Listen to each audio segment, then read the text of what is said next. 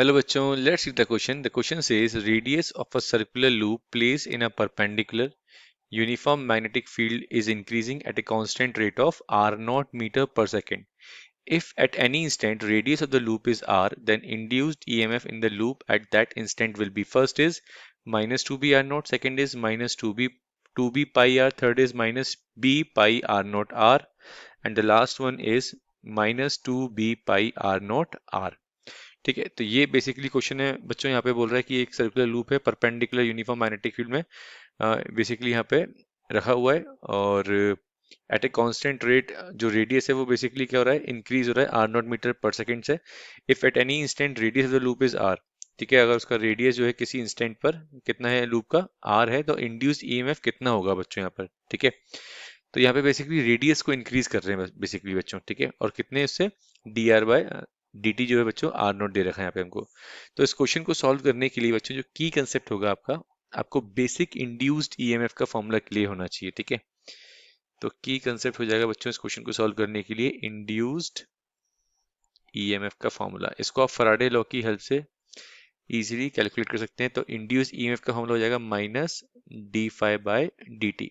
ठीक है, E equals to minus d phi by dt, where phi is magnetic flux. Phi क्या होता है बच्चों, मैग्नेटिक फ्लक्स। ईएमएफ कब बनता है, जब किसी भी कॉइल में से, लूप में से, कंडक्टिंग मीडियम में से, अरेंजमेंट में से मैग्नेटिक फ्लक्स का चेंज होना।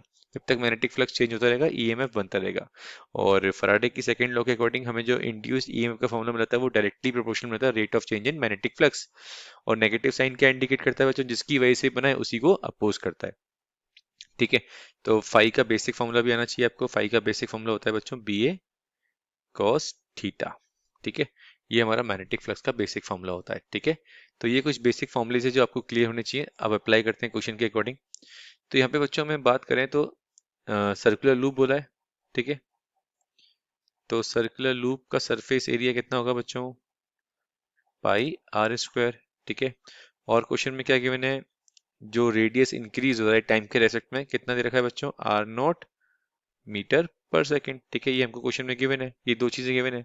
अब इसका फॉर्मूले को लगाएंगे बच्चों और देखते हैं क्या आंसर आता है। ठीक है, तो ये आ जाएगा बच्चों E इक्वल्स टू, मैंने बताया आपको minus d five by D t. Five की वैल्यू कितनी बताई थी मैंने आपको, d by d t of b a cos theta. But ए जो है बच्चों, डोंट बी कंफ्यूज, एरिया है, तो यहाँ पे हम सर्कल की बात कर रहे हैं, सरफेस एरिया लिख रहे हैं। ठीक है, एस क्या है बच्चों यहाँ पर, सरफेस एरिया। ठीक है, अब थीटा जो है बच्चों, मैं थीटा भी यहाँ पे डिस्कस कर लेता हूँ। परपेंडिकुलर बोला गया था नॉर्मल, और जो बेसिकली जिस डायरेक्शन में मूव कर रहा है, दोनों के बीच में एंगल कितना बनेगा, 0 डिग्री। कॉस जीरो की वैल्यू 1 होती है। तो अपने पास मैग्नेटिक फील्ड कांस्टेंट है। ठीक है, उसको हम बाहर लिख लेंगे। अब अपने पास क्या बचा बच्चों, तो ये आ गया अपने पास d by d t of s, क्योंकि एक ही जगह मैंने क्या बोला, हमें s लिखना है। ठीक है, और माइनस साइन भी चल रहा है साथ में, तो माइनस b। अब सरफेस एरिया क्या बताया मैंने आपको, pi r square, pi r square, और साथ में चल रहा है d बाय डी टी।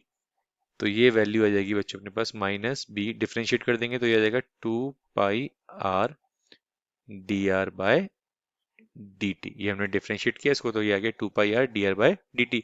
और d are by D t मैंने कितना बताया था बच्चों आपको, d r by d t question में दे रखा है आर नोट, तो इसको हम पुट कर देंगे। D r by d T की वैल्यू तो आ जाएगी माइनस बी 2 पाई आर, साथ में आ जाएगा आर नोट। ठीक है, 2 पाई आर आर नोट। ठीक है, तो ये हमारा आ गया इंड्यूस्ड ईएमएफ। तो हमारे पास जो फाइनल जो आंसर आ गया इंड्यूस ईएमएफ का, माइनस 2 पाई आर को मैं एक साथ लिख रहा हूँ बच्चों, और बी आर नोट को एक साथ लिख रहा हूँ। ठीक है, जिससे कोई कंफ्यूजन क्रिएट ना हो। तो ये बेसिकली हमारा आंसर आ गया। ऑप्शन चेक कर लेते हैं। फर्स्ट ऑप्शन बच्चों कितना है, -2 बी आर नोट, तो ये बच्चों हमारा क्या हो गया, गलत हो गया। -2 बी आर आर नोट, पाई है ही नहीं इसके अंदर। सेकेंड ऑप्शन भी गलत हो गया बच्चों।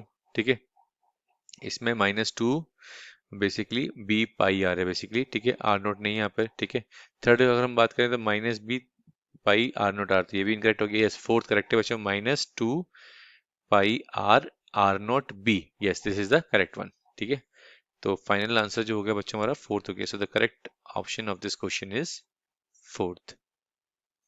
I hope you understood well, best of luck.